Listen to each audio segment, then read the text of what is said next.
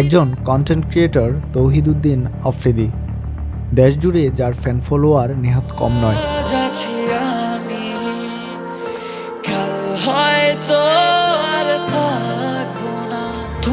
বৈষম্য বিরোধী ছাত্র আন্দোলনকে ঘিরে কম সমালোচিত হননি তিনি। তার প্রতি অভিযোগ ছিল অনেক কন্টেন্ট ক্রিয়েটরদের।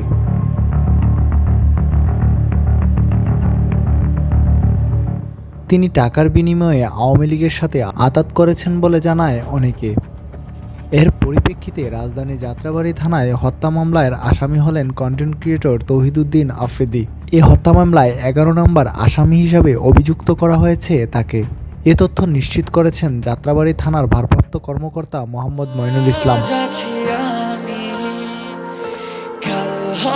বাদী মোহাম্মদ জয়নাল আবেদিনের করা হত্যা অভিযোগে এ মামলার প্রধান আসামি করা হয়েছে সাবেক প্রধানমন্ত্রী শেখ হাসিনাকে।